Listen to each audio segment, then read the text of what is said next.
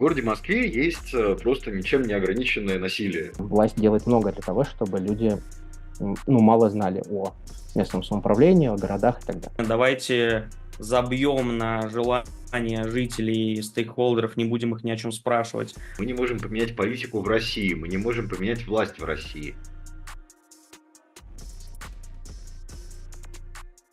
Я могу представить наших сегодняшних участников дискуссии. С нами сегодня Денис Прокуронов, бывший депутат района Филевский парк, соведущий подкаста «Это базис» и автор курса «Введение в левую урбанистику». Алексей Арушанян, руководитель проектов «Стрел ККБ», выпускник архитекторов РФ, автор радиопередачи «Вид на город» и телеграм-канал Павлика Арушаняна. Петр Иванов, соучредитель Бюро исследований гражданской инженерии, автор и редактор телеграм-канала «Урбанизм как смысл жизни», основатель школы урбанистики городских исследований «Города». И модерировать дискуссию будет Олег Поченков, социолог, урбанист, исследователь в Центре городских исследований Гумбольдтского университета Берлина, исследователь и координатор проектов в ЦИСР Берлин. Я думаю, что в целом вы все их знаете, но тем не менее. И я отниму буквально 5 минут вашего времени и расскажу, с чего вообще все началось, кто мы и что здесь происходит. Мы — это прежде всего это два партнера, ЦИСР Берлин, исследовательский центр и исследовательский центр «Коллективное действие». Мы базируемся в Москве и в Брюсселе. Мы представляем собой think tank с фокусом на городской политике, и мы изучаем городские проблемы, чтобы разобраться, как устроен город, и выработать стратегии по улучшению жизни горожан. Одно из наших исследований посвящено авторитарному урбанизму в России. Мы обратили внимание, что урбанистика в России зарождалась в 2010-х годах как инициатива молодых архитекторов в городских сообществах и отчасти медиа, и она должна была помочь городам выйти из тупика устаревшего советского подхода, но в итоге на урбанистику достаточно быстро обратила внимание власть, и уже к началу 2020-х урбанистика как дисциплина была в очень большой мере под крылом власти. Вот. И мы думаем, что причиной этого стали деполитизация и желание использовать ресурсы власти, чтобы быстрее осуществить изменения в обществе. И нам кажется, что такое в России случилось со многими низовыми инициативами, и поэтому нам кажется важным изучить это явление. И мы решили рассмотреть процесс кооптации на примере урбанистики, потому что города — это то, в чем мы разбираемся. И, собственно, вот сегодняшний разговор – это попытка как раз продолжить этот разговор, не столько презентовать результаты исследований, его и так можно посмотреть на сайте коллективного действия, но сдвинуться куда-то еще чуть-чуть дальше и, во-первых, поговорить с людьми, которые в интервью не участвовали, но которым есть что сказать, и, во-вторых, раскрыть какие-то темы, на которых хотелось бы остановиться. Всем здрасте. Вот из города Новокузнецка, вот, который пытается понять, сколько ему лет на самом деле, больше 400 или скоро столетие будет. Вот, в общем, такая сложная история. Вот что такое урбанистика? Вот, урбанистика – это, на мой взгляд, ну, какой-то набор практик, вот, которые определяют организацию нашего городского пространства на уровне материальном и на уровне социальном. Вот, мы как социокультурные проектировщики и урбанисты в большей степени занимаемся социальной организацией пространства. Что касается материальной организации пространства, то мы изучаем пользовательский опыт, который, как мне кажется, все-таки социален, вот, и передаем это архитекторам и градостроителям, и, соответственно, они на основании этого как-то редактируют материальность. Вот, и в этом плане, ну, как бы урбанистика – это довольно широкая рамка, в которой могут действовать самые разные люди. Вот, то есть вот сейчас мы там действуем в проекте, в котором работает ну, огромное количество команд, вот, каждая из которых добавляет свой слой урбанистики, да, там гильдия ландшафтных инженеров добавляет слой ландшафтный, мы добавляем слой социальный, есть маркетологи, там есть еще кто-то, еще кто-то. И вот у нас в целом такой большой урбанистический проект. Вот, при этом урбанистика довольно flexible такая наука, вот, потому что получается, что никакого детерминированного набора слоев, которые обязательны для того, чтобы счесть что-то урбанистическим, у нас нету. Вот, хотя некоторые федеральные программы пытаются это привнести. Вот. Но это в целом вот люди, которые работают с городом, с его материальной составляющей и его социальной составляющей.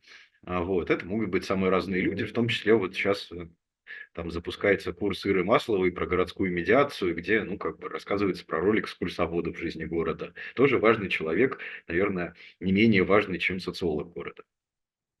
Вот, политика. Вот, политика – это сложно.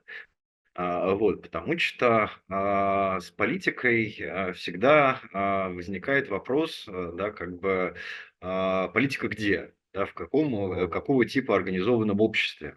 Вот, я на самом деле попробую ответить на вопрос про политику и власть в купе, вот, потому что Россия довольно специфическая страна, вот, в которой все экономические процессы, все деятельностные процессы так или иначе завязаны на власть. Вот, и это накладывает некоторую специфику, например, на наше мышление. Да, там, заходя немного вперед, отвечая на вопрос, что пошло не так, да пошло не так, на самом деле ничего, все пошло именно так, как должно было развиваться в России. Да, то есть разные think tanks конкурировали за то, чтобы заинсталлировать свое видение в представление властных мэрей. Да, там, и они как раз не то, чтобы, да, там, пришла какая-то власть и что-то кооптировала, что-то она там обнаружила и кооптировала. Да ничего такого не было. Наоборот, все роились вокруг власти и предлагали ей разные папочки, в которых был написан сценарий кооптации. Да, то есть это как бы история про то, что, ну, как бы, как в России что-то изменить. Ну, естественно, обратиться к властным хмырям. Естественным образом попытаться сделать так, чтобы твоя позиция была зафиксирована в лучшем случае, да, там, в худшем случае в виде какого-нибудь подзаконного акта, а лучше в случае в виде закона. Вот это, собственно, суть и смысл общественных процессов в России.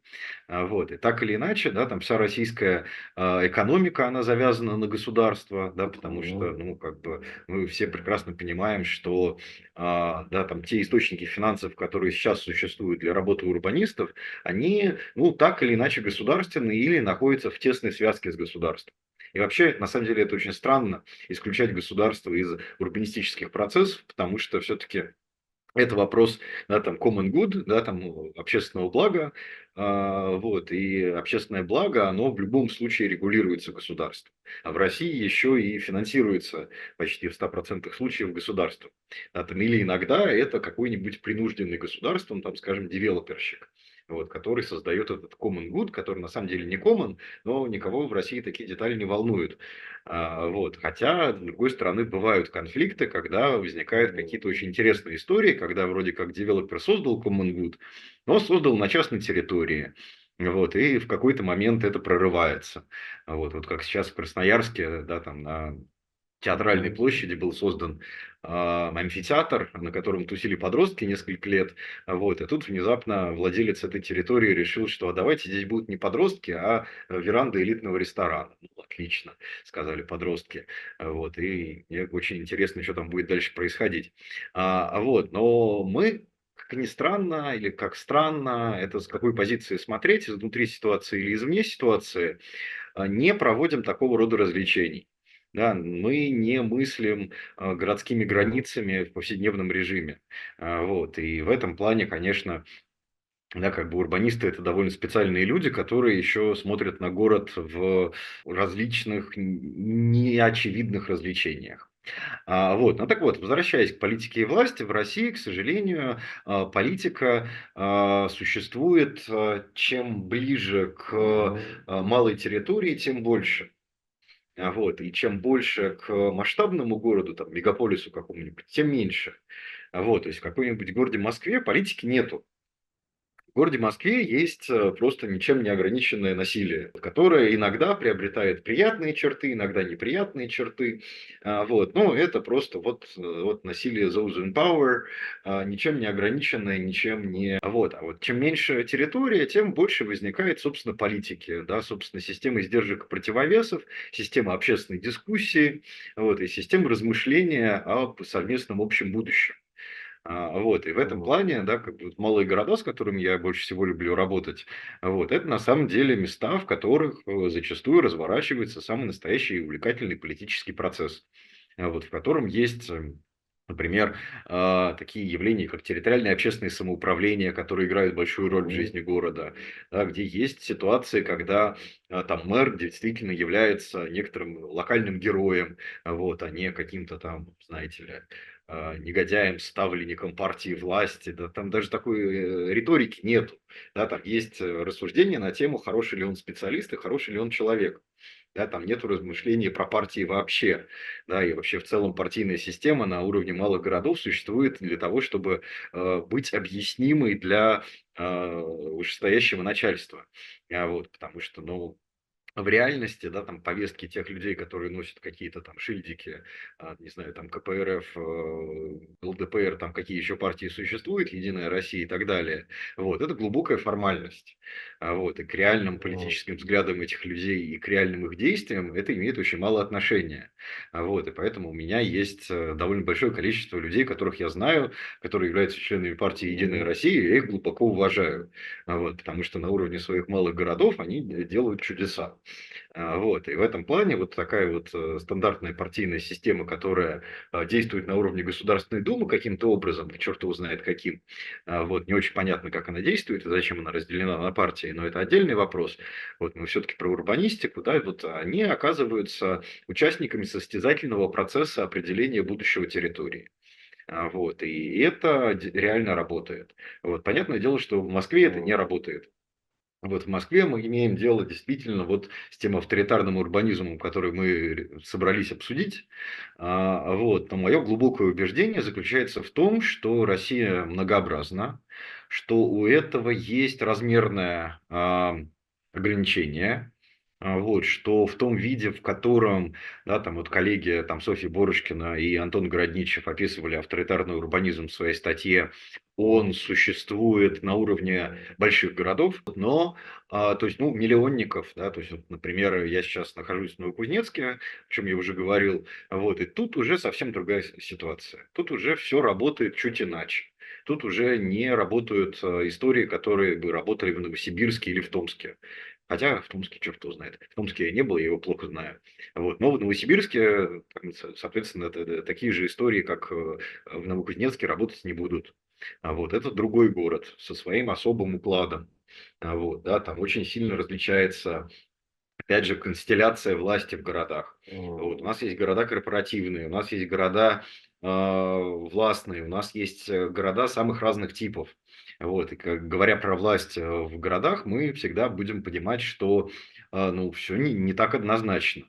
Да, все настолько не так однозначно, что да, есть некоторые города корпоративного присутствия, в которых корпорации не принимают участие в жизни города. Да, вот казалось бы, Новокузнецк и Красноярск, и то, и другое город присутствия Русала. В Красноярске Русал строит потрясающий центральный парк и замечательный исторический квартал, вот, а в Новокузнецке, ну, вообще непонятно, что он делает. Вот, и вообще непонятно, что делают корпораты в Новокузнецке, вот, потому что ну, корпоративного присутствия здесь не чувствуется, несмотря на присутствие нескольких мощных корпоратов. Вот, то есть это все нам говорит о том, что ну, как бы, российские города недоизучены, и это создает нам поле для огульных обобщений. Вот, и я как бы здесь выступаю скорее всего, таким вот оппонентом и противником огульного обобщения, связанного с тем, что мы имеем дело в России с каким-то единым устоявшимся режимом. В российских городах существуют очень разные режимы, вот, и эти очень разные режимы, каждый по-своему взаимодействует с той самой федеральной урбанистикой, которую мы вместе с вами построили, вот, бегая по кабинетам и предлагая свои сценарии решения того, как устроена комфортная городская среда, зачем это надо, почему необходимо соучаствующее проектирование и прочее, прочее, прочее, прочее. Вот, то есть, да, была создана федеральная шапка, вот, которая на самом деле довольно левая, вот, которая на самом деле довольно прогрессивная. Вот. А дальше, в зависимости от того, каков городской режим на отдельно взятой территории, ну, собственно, эта шапка преломляется. Вот. И что-то получается. Вот. Иногда получается хорошо, иногда получается плохо, иногда получается вообще непонятно что. Вот. Но получается всегда разное. Вот. И говорить о том, что за счет определенной конструкции политики и власти в стране определенным образом функционирует урбанистика, это не так. Вот это просто не так. Вот, потому что политика и власть существуют по-разному на разных территориях в зависимости от городского режима на конкретной территории. Вот, это, наверное, мой главный тезис. Вот, дальше, что касается отношений урбанистики и политики, ну, понятное дело, что урбанистика – это политика. Вот, понятное дело, что а, это тесно завязано на власть, потому что есть вот кто-то, those in power, которые определяют, каким образом физически сконструирована городская среда. Да, и также эти those in power на самом деле определяют, как социально сконструирована городская среда, хотя зачастую в этой ситуации мы сталкиваемся с расширительной трактовкой those in power, и those in power становятся те, кто, ну, например, являются участниками какого-то городского сообщества фотографов или там городского сообщества креативных предпринимателей, вот, или городского сообщества еще какого-то. Да, вот те самые стейкхолдеры, важность мнения которых мы продвигали там 10 лет назад, да, там 15 уже, наверное, лет назад. Вот, и тем не менее, да, вот они оказываются зачастую в масштабе города не менее значимыми с точки зрения власти для того, чтобы определять то, каким образом будет сконструирована городская среда, чем городская администрация, предприниматели, там, девелоперщики и так далее. Вот, то есть это все очень интересно. Вот, и в этом плане, ну, как бы, какими отношения должны быть, я не знаю. Вот, я знаю, что они бывают очень разными.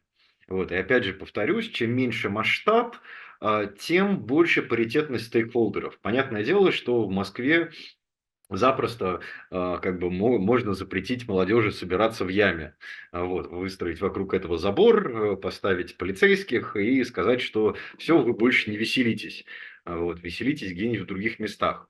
Вот. Но я прекрасно знаю, что на территориях меньше размером запретить молодежи веселиться ни у кого нет власти. Вот, и молодежь будет веселиться. Вот, и дальше это будет, конечно, создавать некоторые социальные проблемы, некоторые социальные напряженности, но не будет какого-то агента, который может запретить веселиться. Вот. Дальше, каковы отношения в РФ? Ну, вот я описал, да, если да, то что именно не так? Ну, не так, на самом деле, то, что, на мой взгляд, у нас очень мало информирования о том, каким образом люди могут вливаться в урбанистику, в политику, во власть и так далее. Вот, да, то есть, как бы, вот учебник по местному самоуправлению, написанный Еленой Сергеевной Шоминой в 1999 году, вот, до сих пор не появился в школах в нашей стране. Вот, и при этом, ну, как бы это, наверное, какая-то базовая вещь. Вот, и вот я, когда выпустился из школы, я даже слова такого не знал, местное самоуправление. Вот это, наверное, нам о чем-то говорит, о том, как сконструирована муниципальная политика в нашей стране. И это, на мой взгляд, главное не то. Вот именно поэтому мы, например, не имеем жителей в качестве заказчика работы урбанистов, потому что жители просто не знают, что такое возможно. Жители просто не знают, что можно во всем этом участвовать. Вот. И почему так вышло? Ну, потому что, да, вот в этом плане у нас в стране шла осознанная политика на принижение роли муниципальных политики, муниципальных выборов и так далее и тому подобное в жизни нас. Вот, да, то есть я для себя открыл муниципальные выборы в 2012 году. Вот, и я думаю, многие из нас точно так же, некоторые, может, даже позже. Я даже убежден, что некоторые даже позже. Вот, то есть это очень серьезная история, связанная с народным просвещением, связанная с деятельностью политических организаций, связанная с профессиональной деятельностью. Вот. Можно ли это изменить и как? Ну как? Ну, сдуть пыль с учебника Шоминой, рассказывать своим друзьям, своим коллегам, своим контрагентам о том, что существуют различные инструменты участия в самоуправлении, да, что существует такая история, как, там, скажем, территориальное общественное самоуправление, да, и это потрясающий инструмент, который очень классно работает, с которыми очень классно взаимодействовать. Вот, то есть это все, как мне кажется, вопросы, которыми можно вполне себе заниматься в нашей стране с большим удовольствием, вот, и не рискуя, да, там, какой-то там, жизнью, как минимум. Вот, то есть это все возможные вещи, которые могут менять локальные констелляции акторов на местах в конкретных территориях. Вот, и в этом плане, да, как бы это важно, да, то есть мой тезис в том, что мы не можем поменять урбанистику в России, мы не можем поменять политику в России, мы не можем поменять власть в России. Мы можем поменять урбанистику, политику и власть в отдельно взятом малом городе или немалом городе. Да, там мы можем создать там каких-то новых акторов, мы можем создать там какие-то новые практики.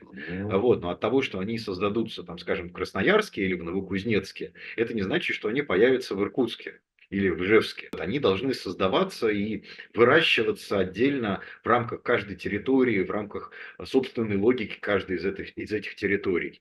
Вот. А на федеральном уровне что изменить? Да ничего не изменить на федеральном уровне. На самом деле у нас даже пристойное законодательство, и в рамках этого законодательства может реализовываться пристойная урбанистика. Вот, то есть в этом плане нельзя сказать, что вот я там, готов там, завтра сесть и написать муниципальную реформу, которая сделает наши города прекрасными. Да не сделает.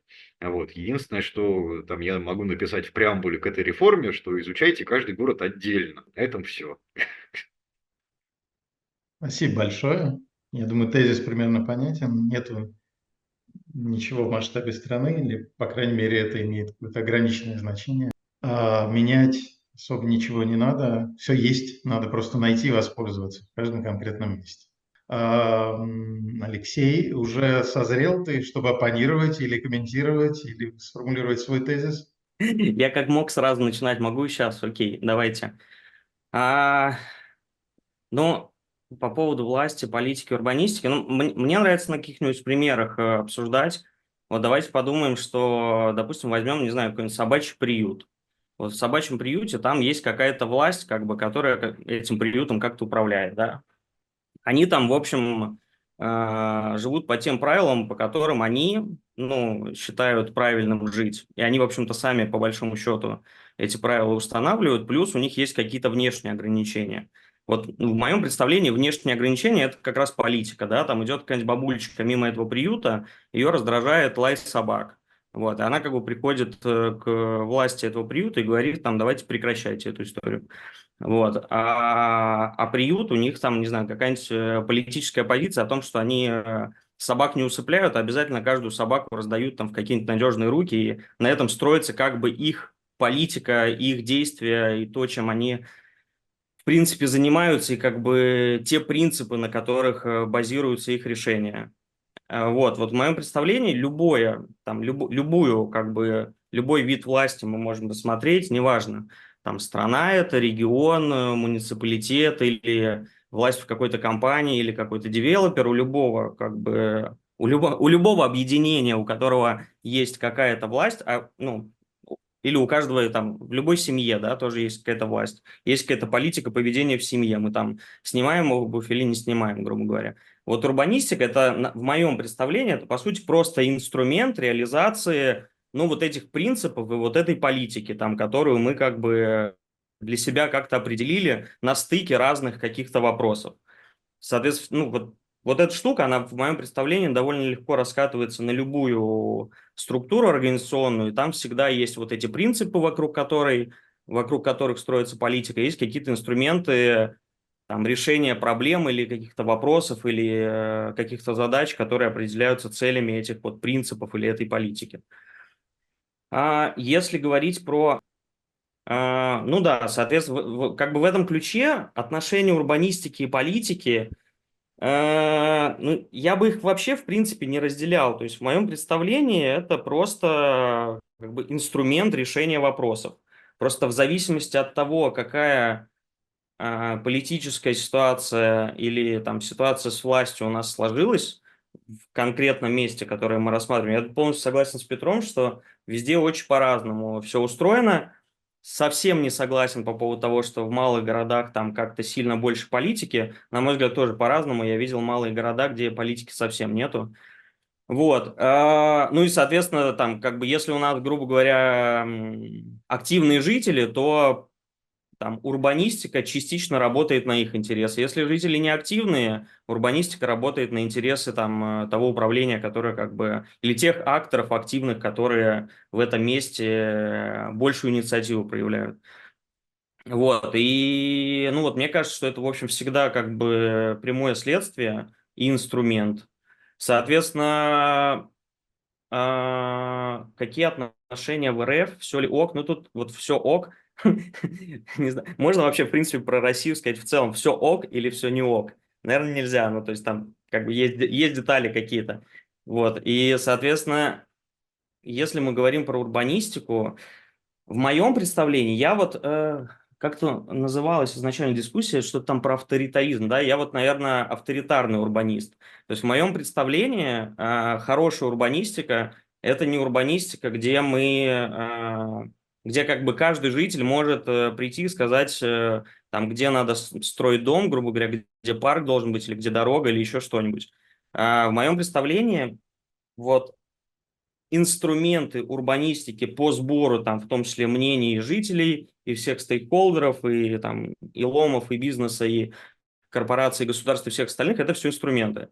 В моем представлении идеальная система как бы жизни города, она заключается в том, что существует сильное профессиональное сообщество, существует просвещенная, назовем так, власть, которая понимает, как бы, что такое даже не что такое хороший город, а понимает, как выяснить как бы запросы этого города, этих горожан, этих стейкхолдеров и так далее, и умеет пользоваться теми урбанистическими инструментами по, собственно, выявлению там всех этих запросов, проблем и так далее, и дальше грамотно это организовать, в том числе найти деньги на организацию этих процессов и так далее.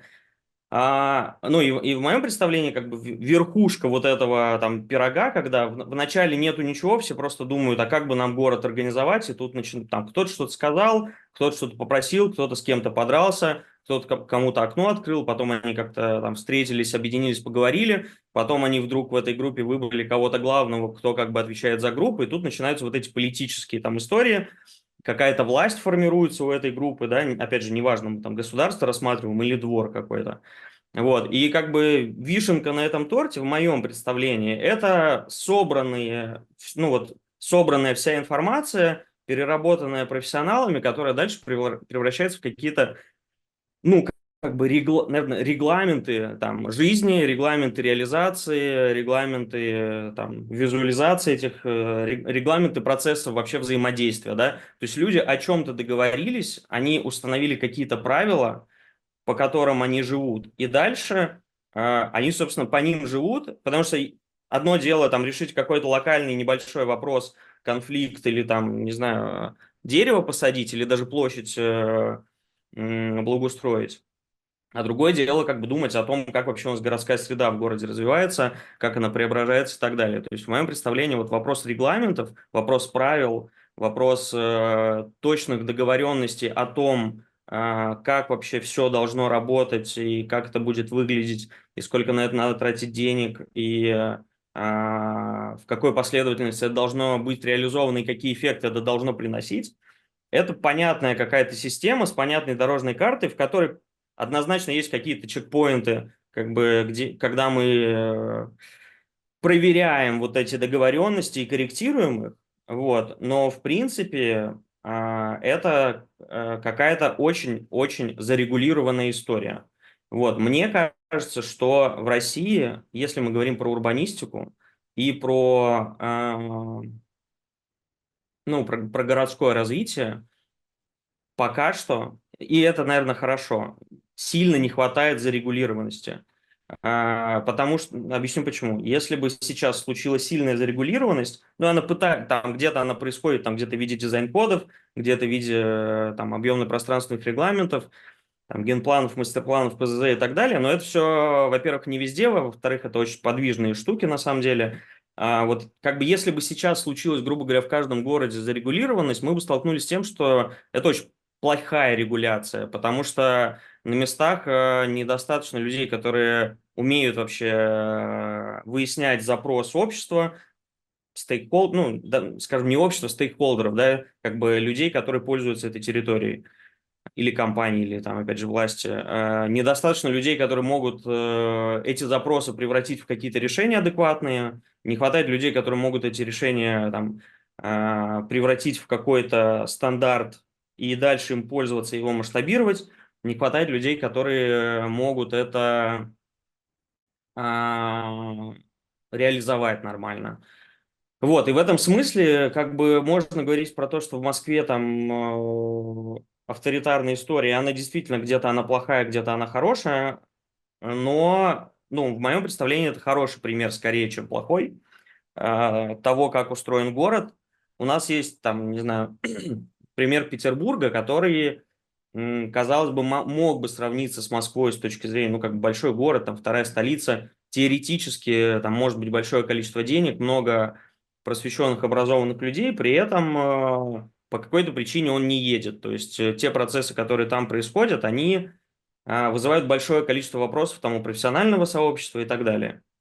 Вот, и в этом смысле как будто пока что, на мой взгляд, мы в России находимся еще на той стадии, когда много надо заниматься просвещением, много надо заниматься образованием, формированием кадров. И, ну, и мне кажется, правильное направление, оно не в плоскости как бы общественных движений, оно в плоскости хорошего образования и настройки управленческих механизмов, которые позволяют этих людей привлекать там, к принятию решений, к организации проектов и так далее. Вот. Но это да, это я скорее говорил о том, можно ли это изменить, почему так вышло. Ну вот как вышло, так вышло. Ну мне, тут я, наверное, тоже с Петром согласен. Причем, мне кажется, что Петр об этом говорил, что мы просто еще, ну как бы, мы движемся. То есть говорить о том, что мы куда-то уже пришли с нашей урбанистикой рано, что-то у нас случилось, вот, но далеко еще не все, и просто, мне кажется, мы просто на каком-то этапе развития находимся, когда есть уже хорошие кейсы, там что-то уже научились делать, но пока что не хватает критической массы людей, которые могут это делать. Вот, ну и когда эта критическая масса... Сейчас сразу говорю, есть еще такая отдельная, еще большая, на мой взгляд, проблема тяготение к центру, да, вот эта история, когда муниципалитеты должны как бы получать деньги от региона, регион деньги от федералов и так далее, она, ну, как бы вот в той системе, которую я писал, в моем представлении, в общем, довольно адекватна, потому что, опять же, ну, непонятно, как дать деньги там под проекты людям, которые не понимают, как их реализовывать. Но с другой стороны, эта же система приводит к тому, что эти же люди, которые не всегда понимают, что надо делать, они как бы гонятся за вот этой вот потребностью получить там финансирование и, соответственно, формируют там какие-то излишне завышенные запросы, излишне завышенные проекты, что ли, какие-то сильно-сильно визионерские, совершенно не привязанные к жизни и, соответственно, не очень как бы про научную урбанистику, да, то есть они не учатся выяснять реальные проблемы и искать реальные решения, а они больше учатся, ну, каким-то маркетинговым инструментам, когда вот давайте мы сейчас сделаем красивую штуку и попробуем ее подороже продать федералам, чтобы федералы нам дали деньги, а дальше мы подумаем, что с этим делать. Вот, и это какой-то такой очень как бы замкнутый круг, который непонятно, на самом деле, как его решать и распутывать. Но в моем представлении, опять же, этот вопрос, он должен решиться в тот момент, когда больше квалифицированных кадров появится там в небольших городах. Они будут делать более качественные проекты, соответственно, это будет там убедительней в такой системе, как будто центр сможет спокойнее там отдавать эти деньги на региональный, на муниципальный уровень, и тогда как будто эта история выровняется. Но, опять же, возвращаясь к теме регламентов, да, если будут хорошие, качественные, простроенные регламенты, под которые там по понятным механизмам выделяются деньги, то, соответственно, и качество тех решений, которые на городских территориях будут реализовываться, оно будет выше. Вот, у меня вот такое в целом представление. Вот. Спасибо за внимание. Мгм. Да, спасибо большое. Ну, то есть основная идея в том, что урбанистика – это инструмент реализации политики. То есть политика определяет, куда мы движемся, и там кто-то о ком-то, о чем-то договорился, о том, куда общество движется. И та часть, которая касается городской среды, материальной среды, это вот там будут урбанистические инструменты применяться для того, чтобы там эту политику реализовывать. И второй тезис про образование. У меня еще есть всякие вопросы, но я их на потом отложу. Я пока, наверное, рекомендую тоже всем спикерам, в том числе, смотреть чат. Там уже масса любопытных вещей и вопросов к вам, в том числе, к которым мы, соответственно, вернемся. Вот, в Миро тоже уже довольно много записей. Можно тоже спикерам посмотреть, вдруг захочется к чему-то отнестись. Вот, и, наверное, тогда сейчас я попрошу Дениса тоже с комментарием выступить. Денис? Вот я послушал Петра с большим удовольствием, Алексея с большим удовольствием. Я почти все, ну, почти все тезисы как все записал, мне при этом хочется ответить, наверное, на каждый. Значит, я с частью тезисов согласен, но большая часть фраз, позиций, тезисов вызывает у меня какое-то вот непонимание, да, неужели мы до сих пор, там, в 2024 году вот обсуждаем вот такие вот вещи. Но я постараюсь как бы может быть, поаккуратней высказаться. Но, короче, попробую что-то поотвечать. У меня было там, то, что я хотел сказать с самого начала, но после выступления Петра Алексея как будто бы очень-очень-очень много хочется, ну, как бы хочется вступить в какую-то дискуссию по каждому тезису. Ну, если начинать с самого начала, урбанистика, политика или власть, я бы начал, наверное, с политики. Мы как-то мало говорим, ну, Петр говорил про социальное, вот. Но кажется, что политика просто неотделима от социальных отношений, и главное, от социального конфликта. Ну, то есть от некоторых таких антагонизмов, которые присутствуют в нашем социальном и которые просто определяют и конституируют эту политику.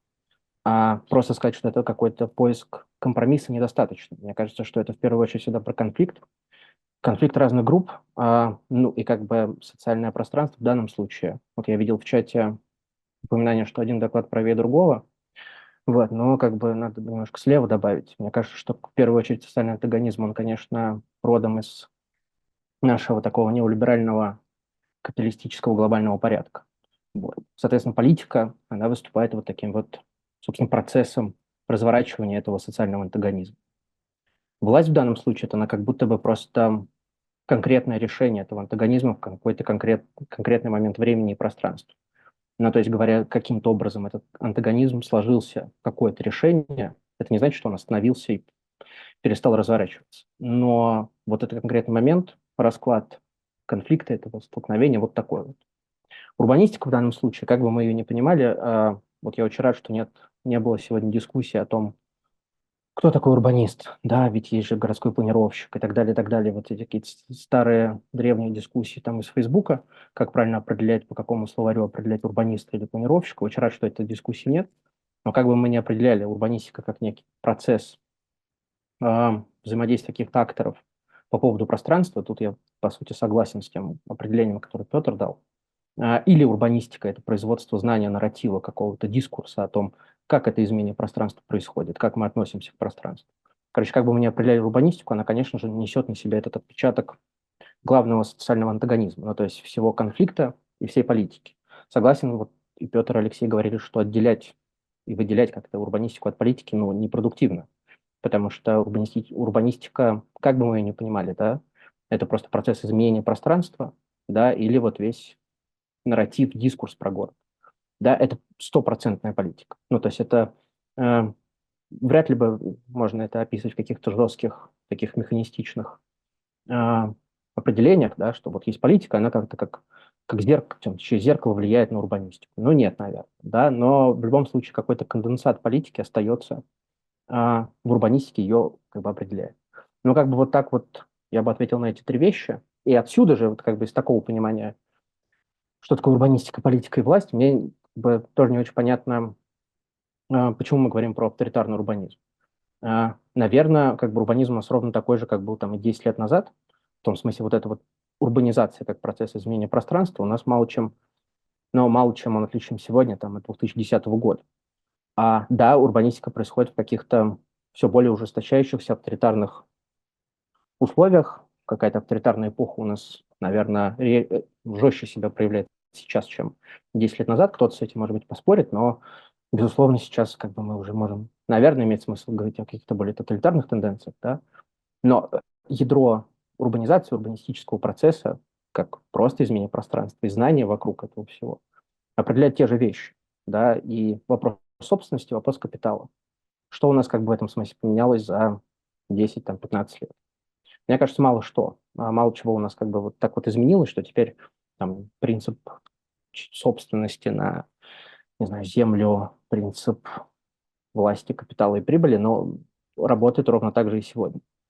Не должно вводить в какое-то заблуждение тот факт, что капитализм в России, там, его можно назвать как неолиберальный, конечно, неолиберальная версия этого капитализма отличается от того же капитализма в Америке или в Европе. Но есть замечательная работа, слава богу, переведенная на русский, Бранко Милановича «Капитализм и ничего больше», которая описывает, что в мире как бы есть глобальный капитализм, который разделяется на разные модели, на разные системы, которые себя ведут по-разному.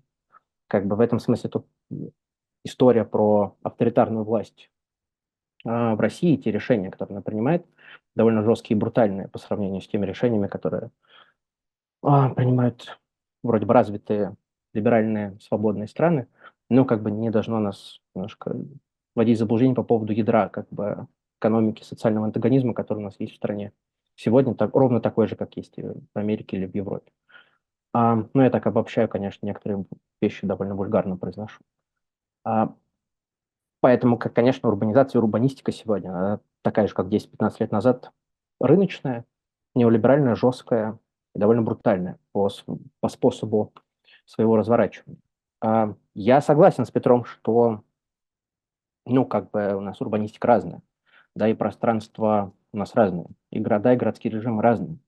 Но это ни в коем случае не должно нас как бы вводить в такую, ну, как мне кажется, заводить нас в позицию, из которой мы не можем говорить какие-то универсальные вещи про характер урбанизации, урбанистики в России. Да, действительно, как бы Москва по, может быть, насыщенности политической жизни на местах, по какому-то более политического процесса отличается от малых городов. Но вот ровно вот с теми же примерами, которые Петр описывал, я как бы, конечно, согласен. Из московского опыта, правда, тоже можно выяснить, что в районах и в муниципалитетах происходит такая же политическая жизнь. Да, там мы не найдем, наверное, главу управы героя, как мэра, да, но тем не менее какие-то разные группы, разные коалиции, разные сообщества городские, они, конечно же, в Москве тоже присутствуют, но мы все понимаем, о чем мы говорим. Да? Централизация власти в Москве и те возможности, которые есть у московского бюджета, категорически как бы отличаются от примеров в малых городах. Но насилие как бы и тот авторитарный порядок развития городов, да, стилистически, повторюсь, неолиберальный, у нас такой же, как и в Манчестере, в Лос-Анджелесе, в Нью-Йорке, в Париже Османа, прости господи, за этот уже 1000 раз, миллионный раз упомянутый пример. Но, кажется, слова там авторитарный вводят нас несколько в заблуждение, потому что вспоминая того же Османа и трансформацию Парижа, там, сколько, 1,5 столетия назад, если не больше, мы все время думаем, что речь идет просто про авторитарный порядок принятия решений, про некоторую централизацию и волевое принуждение к каким-то изменениям. Но история социальной мысли, критической мысли показывает, что дело-то не только в этом, да, а дело в том, что это, конечно же, крепко связано как бы с экономикой, соответственно, с вопросами собственности и капитала. Серьезная трансформация городских форм, городских элементов городов, да, связана с кризисом, безусловно. И кризис связан с проблемой размещения избыточного капитала. Это то же самое, что было в Париже, то же самое, что было в Нью-Йорке, в Лос-Анджелесе, то же самое, что есть в Москве. Но это не значит, что у нас какой-то категорически другой характер отношения к собственности, к капиталу.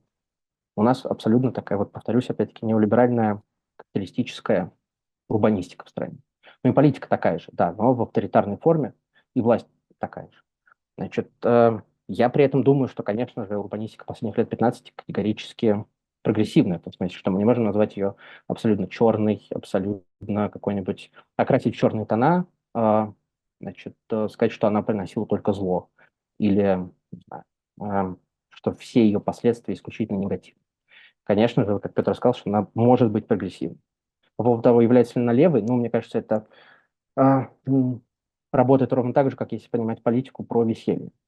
Ну, как бы, если вот по поводу подростков, которые могут повеселиться, если центр политики в этом, ну, тогда как бы можно сказать, что у нас как бы и власть, которая принимает решения по поводу урбанистики, левая. Но это, конечно, некоторое такое привлечение. Отвечая Петру по поводу примера про корпоратов, да, которые вот в Красноярске могут вкладываться в городскую среду, а в Новокузнецке нет. Да, ну, так может быть, потому что корпораты сами решают, да, вкладываться или не вкладываться в городскую среду. Но это значит, что власть-то принадлежит корпорациям в первую очередь, чем жителям. Да, и тот факт, что в каких-то малых городах люди могут поучаствовать в соучастии в большей степени, чем они могут поучаствовать в Москве, еще не делает как бы их равным актором ни корпорации, ни власти, которая крепко связана с капиталом и определяется в том числе логикой этого капитала. Значит, какими должны быть тогда отношения от урбанистики и политики? Ну, вот меня немножко смущает формулировка «должны», но то есть мы можем вообразить что-то, да, но вот повторюсь, согласен с Петром Алексеем, что разделять урбанистику и политику, ну, невозможно, но раз политика – это просто, ну, или там, на самом деле довольно сложно, это разворачивающийся конфликт в обществе, да, то, наверное, мы можем просто придумать, какой могла бы быть урбанистика в связи там, с каким-то другим способом разрешения этого социального конфликта. Ну, какое-то альтернативное воображение говорит нам о том, что урбанистика такая какая-нибудь альтернативная, идеальная. Да, в первую очередь должна быть именно что про общественное, ну, про общество, про человека, а не про эксперта. Значит, вот это вот как бы я категорически не согласен с тем, что Алексей говорил о том, что решение лежит не в плоскости там, общественных движений, а в плоскости настройки управленческих кадров, просвещения, значит, тех, кто занимается там, регламентами и так далее. Так вот нет, в том-то и дело, что как раз-таки горожанин должен, ну, человек, да, должен иметь возможность максимально плотно влиять и максимально влиять на все вопросы, которые идут в город. Это ни в коем случае не снижает ценности профессионалов, которые занимаются и планированием, и проектированием архитектуры. Это, наоборот, лишь подчеркивает их ценность. Да, но отодвигать горожанина максимально далеко до лавочек, ну, это вот какая-то проблема. Потому что ну, горожанин не только должен влиять на лавочки, на благоустройство своего двора, но и на городской бюджет. Но и не просто на городской бюджет, но и, скорее всего, на те принципы, на которых сам бюджет формируется. Можно весь бюджет перевести в партисипаторный какой-нибудь режим функционирования. Да, только если он не будет никаким образом пополняться через налог на собственность, ну, толку-то с такого как бы бюджета. Ну, не очень понятно. Максимально широкое участие человека как бы в городских вопросах. Ну, такой вот может быть это урбанистика. Ну, можно представить, какая должна быть политика для этой урбанистики. Конечно же, в этой хорошей урбанистике, в некой альтернативной, да, пространство не должно быть каким-то товаром.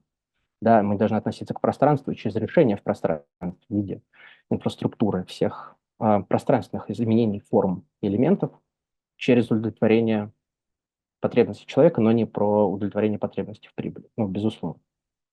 Ну, и вот демократическое, да, отношение и политики, и урбанистики лежит, наверное, в своей плоскости антикапиталистического своего ядра и содержания.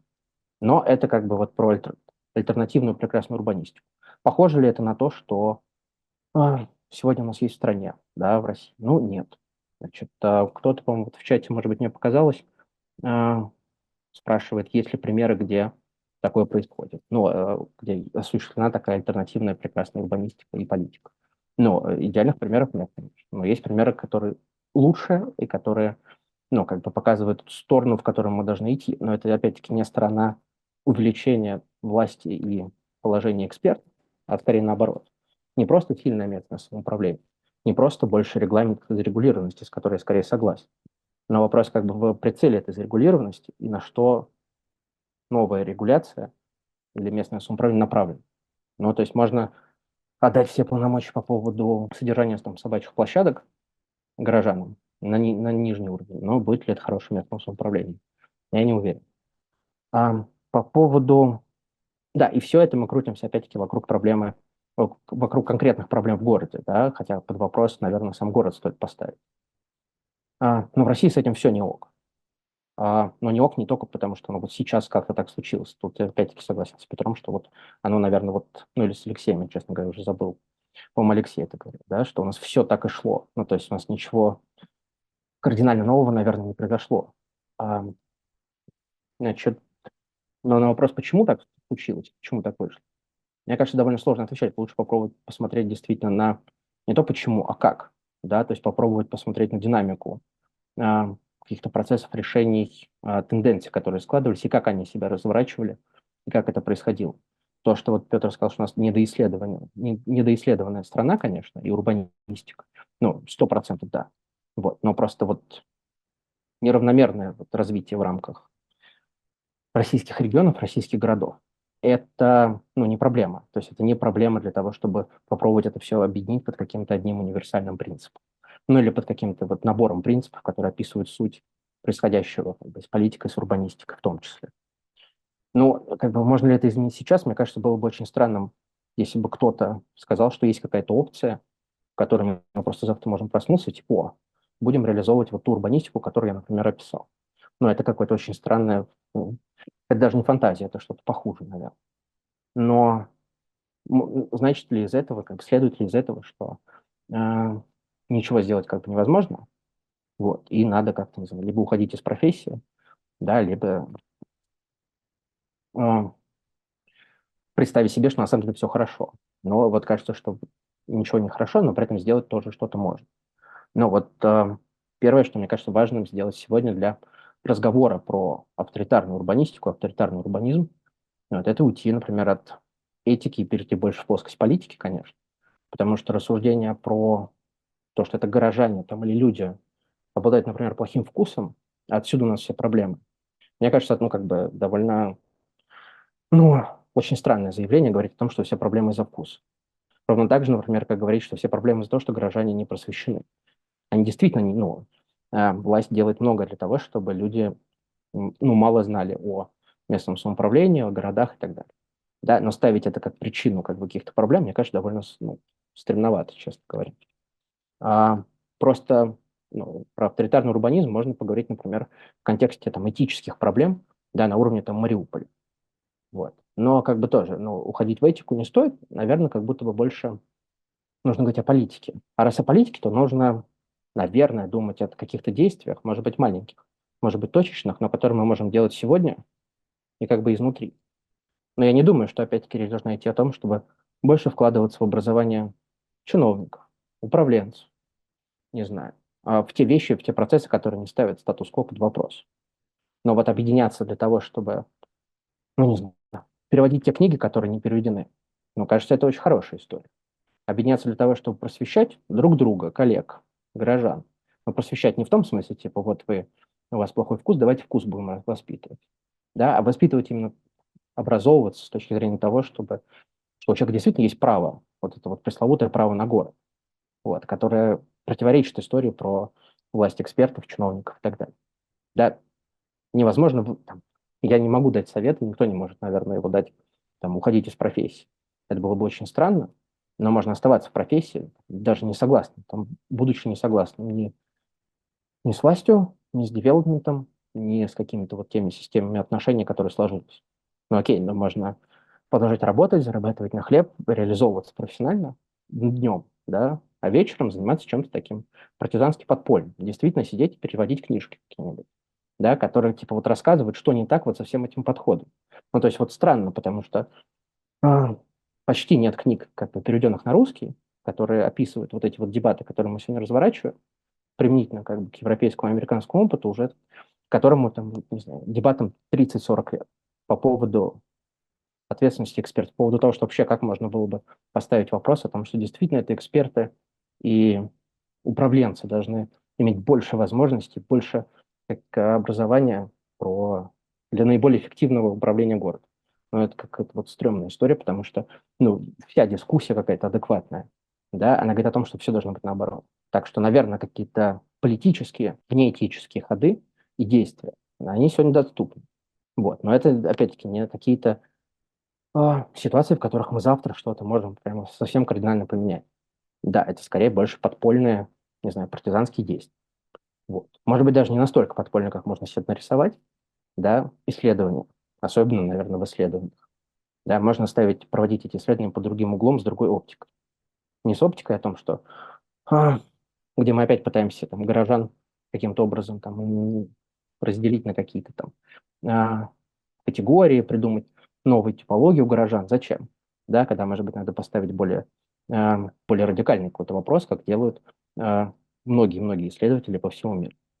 Да, и попробовать поисследовать вот это вот корень и политики, и урбанистики сегодня, который, конечно же, повторюсь, там, неолиберальный, капиталистический сегодня.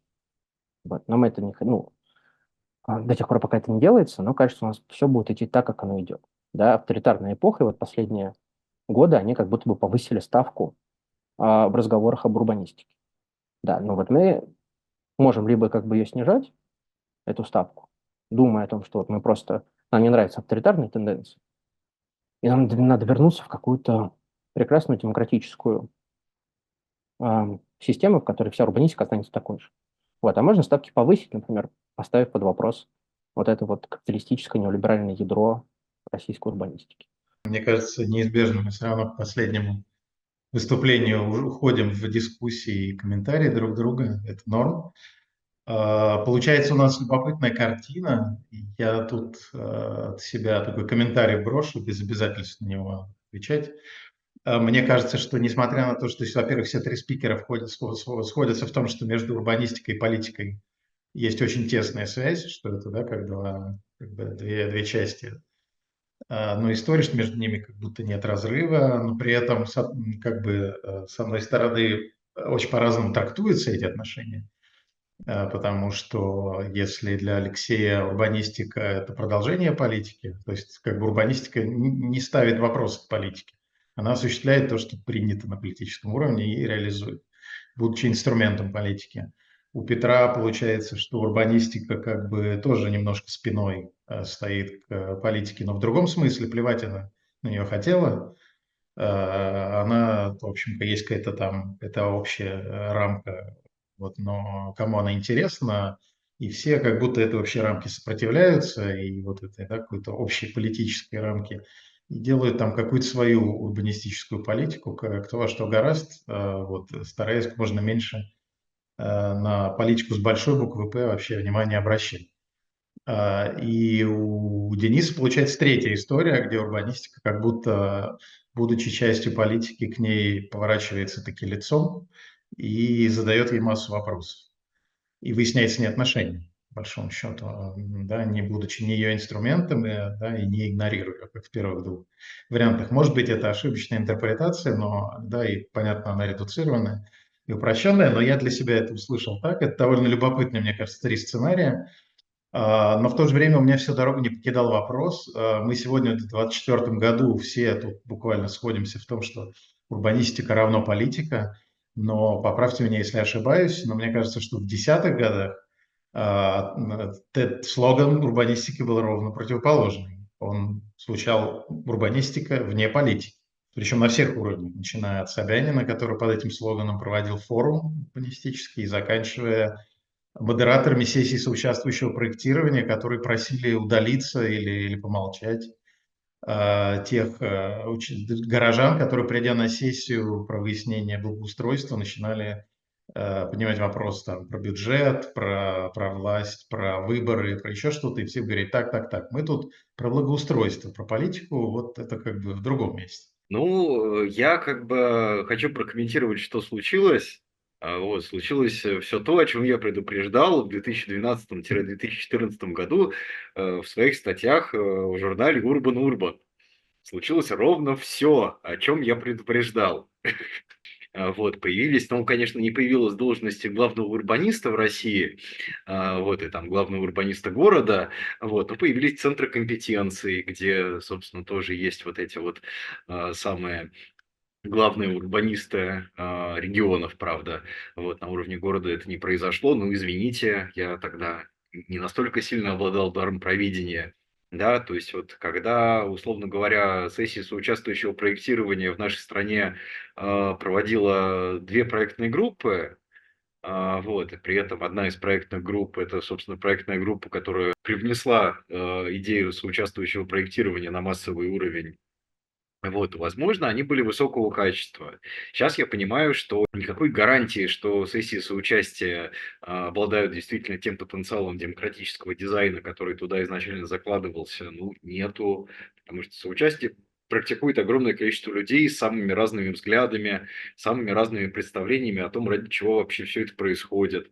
Вот, то есть, вот, например, вот в Красноярске у нас обязательно проводить сессии соучаствующего проектирования для реализации в ХГС. Вот. Ну и дальше возникает вопрос, а сколько среди красноярских архитекторов, а это архитектурным командам по условиям тендера необходимо проводить, сколько из них являются идейными, да, там, какими-то левыми сторонниками идей Генри Рисанова, ну, наверное, мало. Вот дальше, ну, это предельно узкая рамка, да, то есть, что мы действительно обсуждаем благоустройство, и на сессии соучаствующего проектирования можно, конечно, поговорить про политику, вот, но толку-то. Соучастие сейчас, хоть и происходит, вот, оно исполняется не теми, не с теми, и не для того. Вот, то есть есть ощущение, что соучастие могло бы заинсталлироваться в нашу систему гораздо более интересно. Вот, это с одной стороны. С другой стороны, ну, пусть будет, да, в том виде, в котором оно заинсталлировалось, это уже неплохо. Вот, потому что раньше, ну, как бы без моего предупреждения в моем дворе вскрывали асфальт, меняли лавки, вот, и дальше случались всякие эксцессы, которые там я уже фиксировал как городской исследователь, вот, что там раньше у нас было дворовое сообщество бабушек, вот, потому что была достаточно длинная лавка, и там 3 бабушки помещались, вот, а потом взяли абсолютно авторитарно все поменяли, поставили другую лавку, и там 2 бабушки помещается, а 3 уже нет. Вот, и все, нету дворового сообщества бабушек. Дальше падает социальный контроль, огромное количество негативных экстерналей. Вот, и зачем нам это все надо? Вот, слава богу, при соучастии теперь можно, ну, хотя бы вот такие вещи регулировать. Вообще история про соучастие – это некоторая история подмены. Что вот у нас есть очень слабое муниципальное управление, вот, но зато мы вам дадим соучастие. Вот, зато мы вам дадим возможность определять длину лавочек, чтобы все бабушки помещались. В свое время мы сформулировали с моим коллегой-философом Ильей Геннадьевичем Гурьяновым такую формулу. Хуже этого только полное его отсутствие. Вот, и как бы вот соучастие в России, оно существует именно в таком режиме. Вот, что как бы да, у нас очень серьезно нарушено муниципальное самоуправление. Оно очень сильно ослаблено, оно уничтожено историями про городские округа. В общем, все очень плохо. Вот, в ситуации, когда все очень плохо с муниципальным самоуправлением, и тут у нас возникает история про соучаствующее проектирование, это просто замечательно. Вот. Понятное дело, что мог бы и ножичком полоснуть, но это не произошло. И этому надо радоваться, я считаю. Спасибо за оптимизм. Алексей? Очень нравится, да, то, о чем говорил Денис. То есть вот этот как бы мир, в котором на 100% вовлечены в принятие решений по поводу того, что вокруг них происходит. Эта идея звучит очень заманчиво и прикольно, но вот мой опыт, лично мой, он всегда сводится к тому, что люди не могут договориться. В моем представлении, когда я говорю про городское управление, про власть, про регламенты, я говорю это не с точки зрения «давайте забьем на желание жителей, стейкхолдеров, не будем их ни о чем спрашивать, а наймем профессионалов, которые построят там какой-нибудь, ну, как бы прекрасный мир, какой им видится». Я не об этом говорю. Я говорю о том, что в моем представлении хорошие решения рождаются в команде профессионалов, которая умеет в том числе работать и с сообществом, и заниматься в том числе там вовлечением. И много каких-то клевых историй с вовлечением было. Сейчас это часто свелось к тому, чтобы, ну, как бы формально выполнить требования, как-то там собрать мнение, типа отчитаться за них и дальше побежали. Ну да, это плохой пример. И плохо, что это так случилось, плохо, что это так происходит, и в моем представлении это изменится, когда те люди, которые этим занимаются, будут там более образованные, более просвещенные и так далее. И если вот мы говорим про чисто, это даже не вовлечение, это как бы, ну, и инициативная урбанистика условно, да, когда люди сами почему-то как бы действуют и заявляют о том, что им нужно, и формируют какое-то вот это сообщество и так далее. А если мы говорим про, я не знаю, строительство жилого квартала на окраине Петербурга, вот как мы себе представляем, ну, то есть просто в таких дискуссиях сразу хочется говорить об инструментах, да, как мы собираемся это реализовывать реально, не в фантазиях о том, что сейчас каждый из нас выйдет и будет активно в этом участвовать, а с учетом того, что типа 98% людей вообще не будет в этом участвовать, не захочет, даже если будет хорошее вовлечение, просто им неинтересно, они занимаются своей работой, сидят дома и так далее.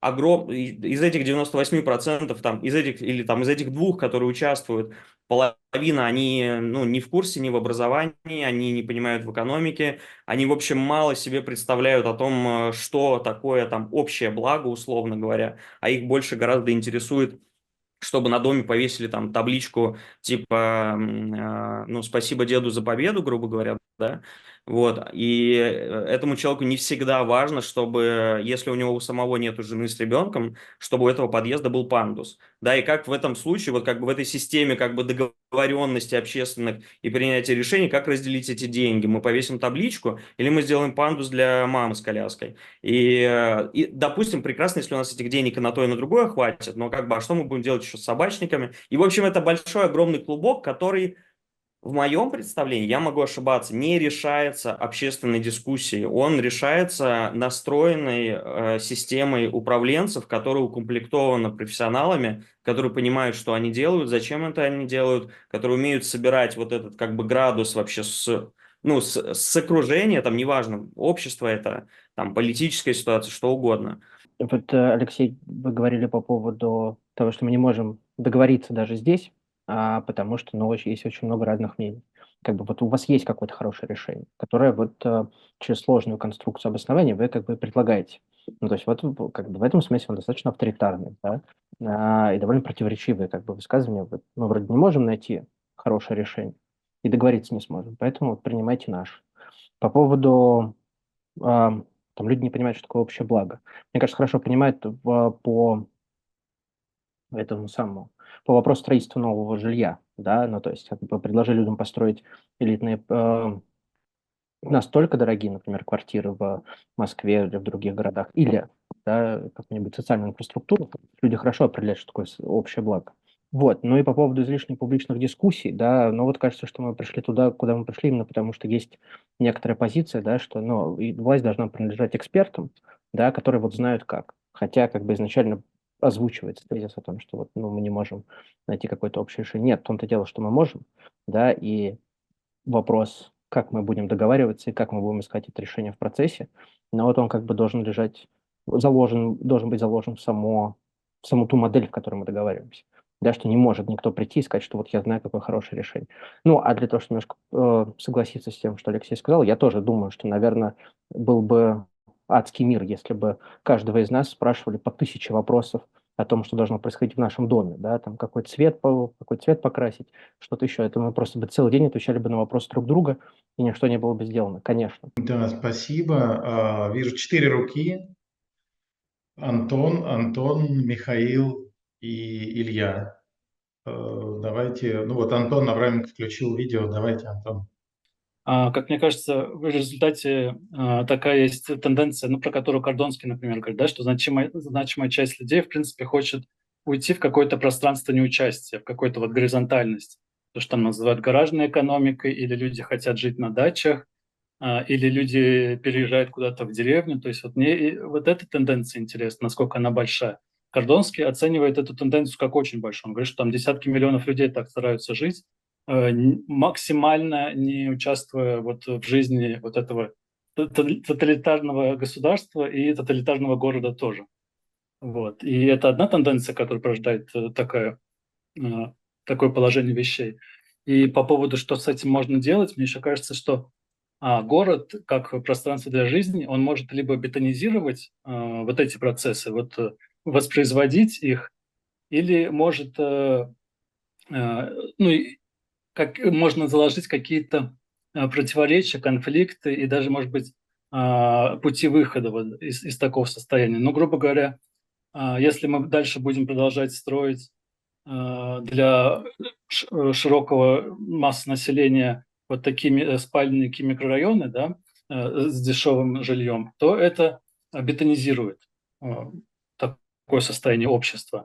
А если вот, например, попытаться продвинуть там как городское решение там строительство таунхаусов, например, ну, вот сейчас вроде бы есть, и как-то ну, пытаться это государству тоже продать, потому что, например, вроде бы государство хочет, чтобы люди рожали, чтобы рожали детей, а чтобы рожали детей, нужно пространство. Вот можно попытаться продать идею, что давайте строить пригород комфортный, да, там таунхаус для людей, да, невысокое жилье с малыми площадями для жизни. Вот, то есть, ну, в этом, наверное, отчасти политическая задача там урбанистов тоже стоит. То есть принимать и предлагать, продвигать такие решения, которые будут не бетонизировать, вот это уже даже не авторитарный урбанизм, а тоталитарный урбанизм, а создавать какие-то заделы для выхода из этой ситуации. Все, спасибо. Спасибо. Продолжаем тогда по поднятым рукам. Илья, например. Очень интересная дискуссия. Я бы хотел тоже комментарий оставить. Я вообще хотел услышать, не надеялся услышать больше рассуждений о том, вот именно как работает российская авторитарная урбанистика, но получилось вот что, на мой взгляд. Вот есть Алексей, который, он прям честно сказал, я вот авторитарный урбанист, и вот действительно вся, получается, его линия, она очень авторитарная, и во многом тезис в чате, который был, что стрелка – это вот продукт авторитарной урбанистики, действительно так, это вот прям, мне кажется, очень четко. С другой стороны, есть Петр, который работает больно локально, и который вот ему нравятся малые города, и это, мне кажется, это очень показательно. И вот у меня такая картина сложилась, я не исследователь, я скорее тоже вот 10 лет как-то в этой урбанистике крутился, занимался, и мне повезло как бы со всех сторон, что ли, на нее посмотреть, что есть вот наша авторитарная власть, которая сейчас становится там все больше, более авторитарной, больше, может, движется к какой-то диктатуре, но дальше мы, как урбанисты, для себя, наверное, определяем, у нас цель какая нашей работы. То есть если мы хотим, например, менять городскую среду, там, не знаю, реконструировать Садовое кольцо, делать парки Горького или, ну, вот такое, таким заниматься, то это один вектор работы. И это надо работать с властью. И это надо понимать, как эта власть устроена. И, ну, то есть если мы хотим достичь этого результата и сделать это относительно быстро, то вот мы должны быть авторитарными урбанистами, вот такими экспертами, которые вот приходят к чему, понимают, как все это работает, и вот очень точечно с ними работать. При этом у власти есть какое-то видение будущего очень на верхнем уровне, на уровне количества благоустроенных метров квадратных или там реализованных проектов, километров велодорожек, метров квадратных жилья. Когда все это сходит туда ниже, где уже нету больших бюджетов и нету больших изменений, но есть реальные люди, с которыми можно работать и которых можно вовлекать в разные процессы, там власти уже не так сильно это важно, и вот там действительно начинается больше свободы, и если у нас цель работать с людьми, вовлекать и практиковать какой-то социальные вот эти практики и социальной инженерии, то вот мы спускаемся на уровень ниже. И это мы видим много специалистов, которые отлично работают на локальных местах, но такой урбанистика малых действий на уровне двора, на уровне какой-то площадки в парке, на уровне мероприятий, фестивалей локальных, очень много крутых проектов, крутых команд, которые это делают. Это вот как бы другая ее плоскость. Вот у нас вот есть урбанисты, получается, которые работают с властью, умеют это делать, хорошо делают. У них светлые головы, и они тоже, там позиция какая, что мы сделаем лучше. Если вот не мы, то мы будем там, мы знаем, у нас есть большой опыт, у нас есть экспертиза, мы поможем власти сделать хорошо. Иногда это совпадает, это видение с тем, что получается, иногда не совпадает. Ну и вот другие коллеги, которые работают снизу, где изменения, их вообще не видно в глобальном масштабе, но их видно, их чувствуют люди, которые живут на местах. И это тоже имеет место быть, и это тоже заслуживает большого уважения. То есть вот какой-то такой срез, вот как я вижу сейчас вот эту ситуацию. А еще пару тезисов скажу про авторитарную урбанистику я сейчас в России уже не живу 1,5 года и не работаю. И поэтому была возможность поработать там, посмотреть, как устроена урбанистика в Центральной Азии, на Ближнем Востоке и Великобритании, где я сейчас живу. И вот интересный тезис для меня, что авторитарная урбанистика, она крайне эффективна в реализации проектов максимально близко к их видению изначальному и делать максимально быстро. У этого есть какие-то свои плюсы и минусы, но плюсы понятно, что вот та же Москва, она за 10 лет преобразовалась колоссально. И люди, условно, из более демократических режимов, они вообще в шоке, как так можно быстро изменять, как город может так быстро изменять. Потому что нету никаких тормозов, если вот власть видит путь, она по нему идет. И делает это очень быстро. Да? Киоски исчезают за ночь. А при этом здесь как бы процессы очень медленные. И, ну, опять, здесь вот тезис предыдущего спикера очень хороший был. Это как раз все мы упремся, понятно, да, в устройство политическое более глобальное, и про то, что у нас действительно чиновники не избираются, а назначаются, соответственно, они отвечают перед теми, кто их назначил, и, соответственно, у них очень мало заинтересованности, ну вот, во-первых, играть в долгую, да, вот горизонт планирования отвратительно маленький, и поэтому нужно успевать вот поскорее, пока есть бюджет, пока еще срок твой идет, иначе в этом мало смысла. Вот. И поэтому, конечно, вовлечение, в том числе даже в тех проектах, где, казалось бы, ну, никакого конфликта в реальном вовлечении нет, просто из-за сжатых сроков, ну, его смешно проводить. То есть мы сегодня собрались, обсудили, а завтра мы вам проект показали, а послезавтра мы его реализовали, но серьезного, нормального вовлечения не получается.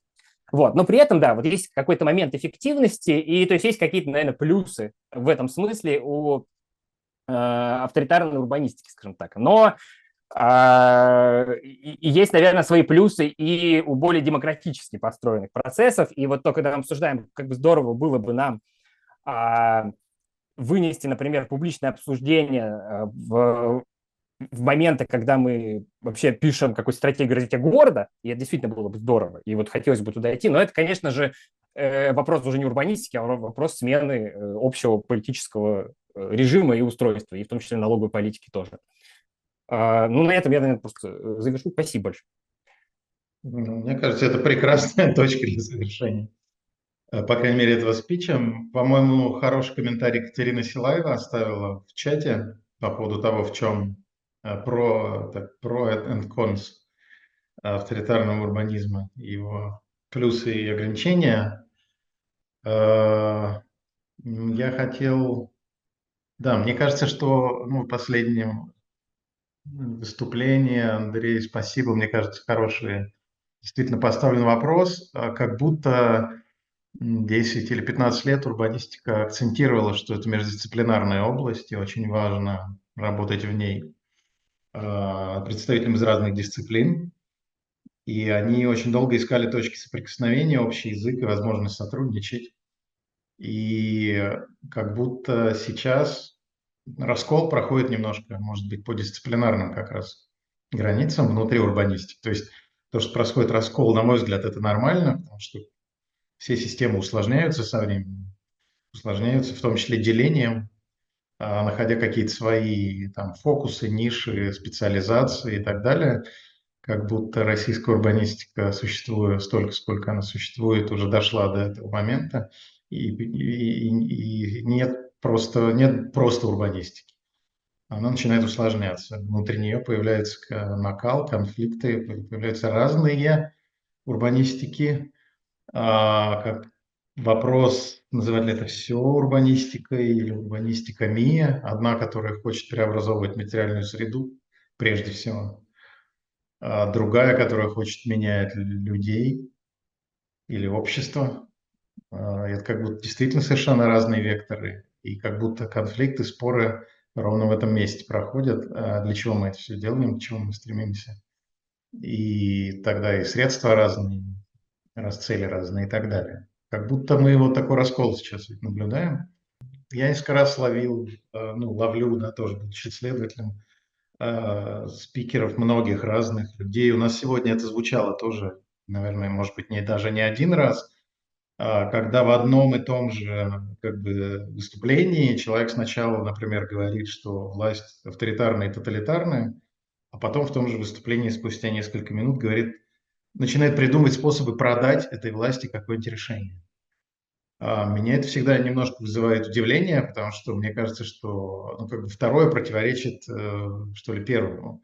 То есть, если вы хотите что-то этой власти продать, значит, вы, во-первых, смиряетесь с тем, какая она есть, во-вторых, ищете способы с ней просто договориться и сотрудничать. Я думаю, что мы можем очень коротко сейчас попросить ответить на вопрос о том, какие есть мысли по поводу, что же нам с происходящим делать. Я не хочу ставить его, да, как бы вот в узком понимании, вот у нас проблема, давайте ее решать. Мы тут услышали разные мнения, в том числе несколько, ну, много мнений по поводу того, что ну, никакой там глобальной проблемы нет, есть проблемы технические, есть проблемы локальные, есть там проблемы образования, такие-сякие. Вот, поэтому ответов на вопрос, что за проблемы и какие у них решения, может быть много. Ну, не знаю, поставить ли это какую-то точку и сделать ли это какой-то summary, вот, но звучала история про Кошелев проект, вот, а на самом деле в Кошелев проекте делались исследования, которые показывали, что люди абсолютно счастливы жить в этом совершенно ужасном с точки зрения урбанистов жилом комплексе, потому что это их первое жилье, они абсолютно рады, потому что у них появилось свое жилье, вот, и понятное дело, что как бы совмещение вот этого вот урбанистического ада и радости от обладания жильем в этом урбанистическом аде возможно только в очень специфических институциональных условиях, в которых мы находимся.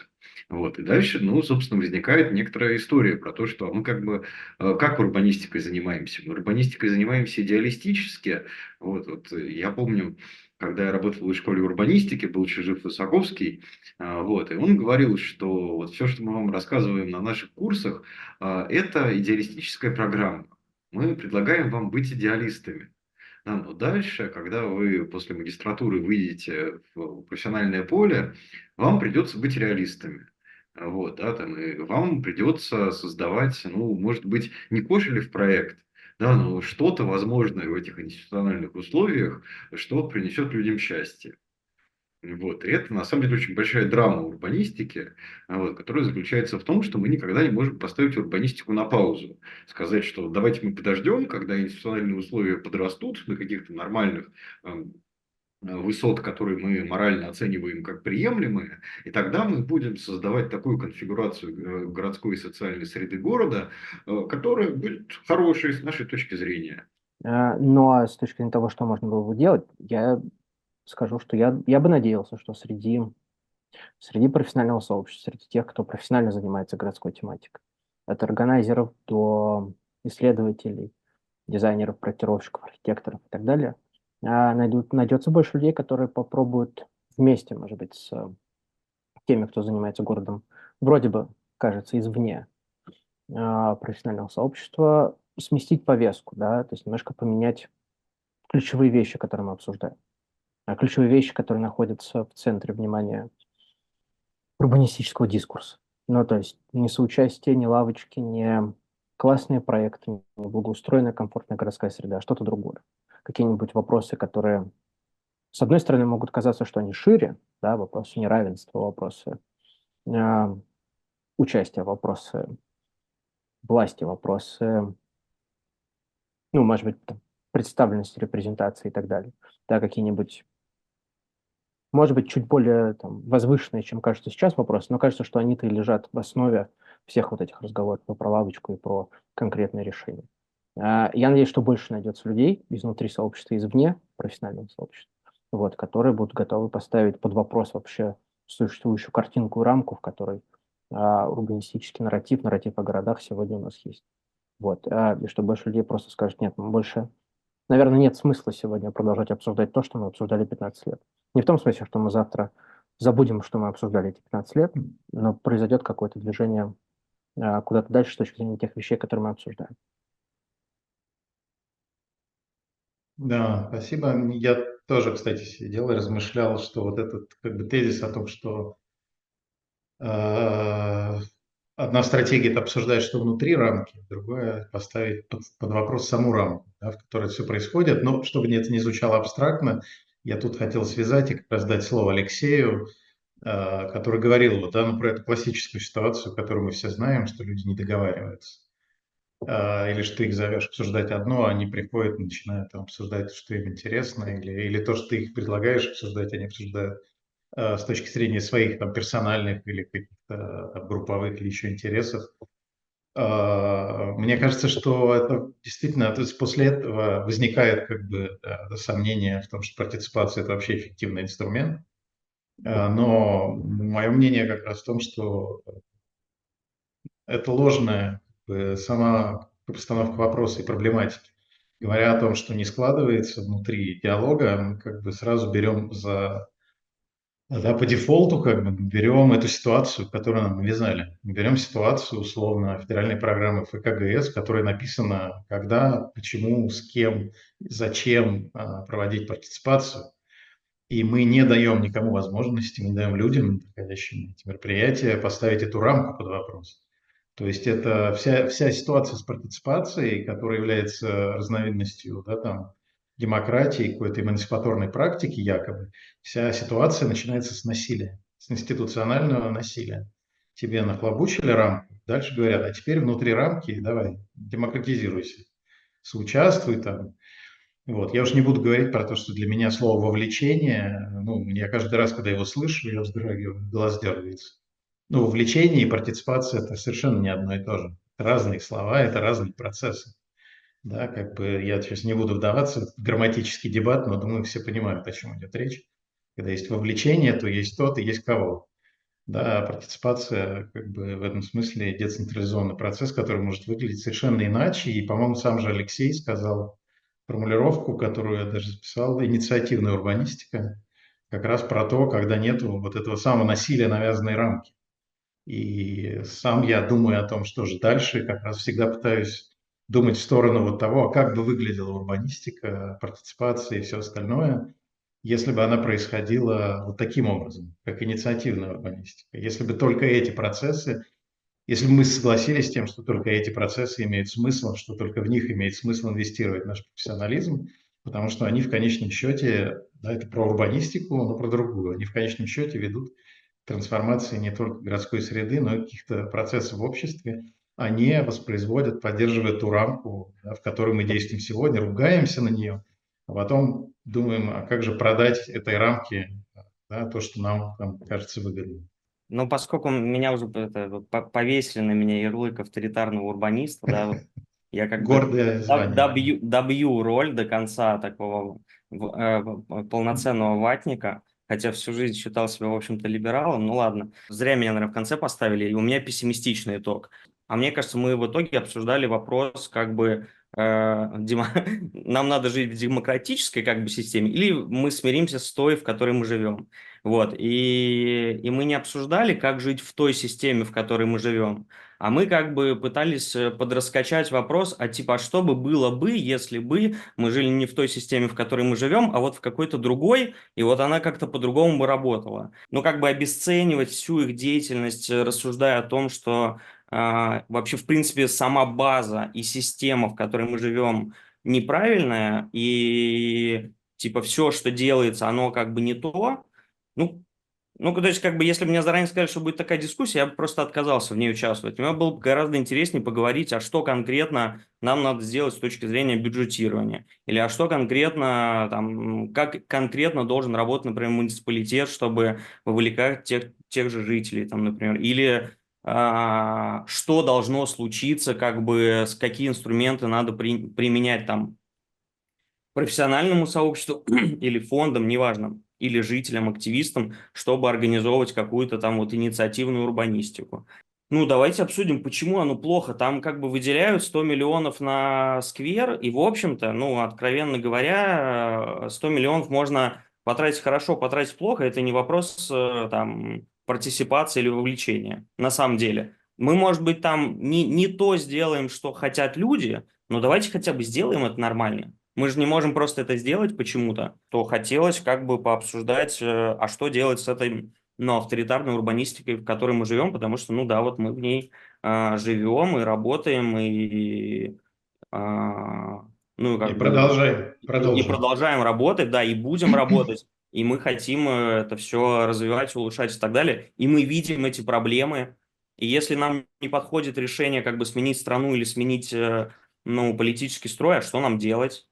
Вот эти вопросы мы не просто не обсудили, мы даже их не затронули. Спасибо большое. Я думаю, что это на самом деле довольно симптоматично, что мы их не затронули, потому что как будто мы обсуждали предыдущий шаг, и, по крайней мере, выяснили, что есть те, кому и те, и другие называют себя урбанистами, но одним интересно обсуждать, ну, условно, то, что я назвал рамкой, а другим интересно обсуждать в имеющейся рамке, как бы, что происходит. Это немножко разные просто, может, да, масштабы, может быть, разные фокусы, но внутри профессионального сообщества есть желание обсуждать то и другое. Так что да, спасибо, Алексей, спасибо большое, Петр, спасибо, Денис. Я уверен, что вам еще есть что сказать, массу всего, вот на это все, или обдумать и потом сказать и написать, поэтому надеюсь, что мы все увидимся тогда в Телеграм-канале. Зоя, отдаю финальные заключительные слова тогда. Да, спасибо всем большое. Спасибо Олегу, Денису, Алексею и Петру. И спасибо всем, кто пришел и остался с нами до этого весьма позднего часа. Мне кажется, очень круто, что, да, столкнулись разные точки зрения. Надеюсь, что разочарование будет пережито. Вот, но в любом случае просто супер, что мы все сюда пришли с разными взглядами, потому что, мне кажется, главная ценность исследовательской работы как раз в этом. Вот. Так что, да, подписывайтесь на коллективное действие на ЦИСР, и мы приглашаем продолжение дискуссии. Вот, и если вы захотите поучаствовать в каких-то наших исследованиях, пишите нам. У нас на сайте есть раздел «Контакты». Мы отвечаем быстро и с радостью. Вот. В общем, спасибо всем, и желаю всем хорошего завершения вечера.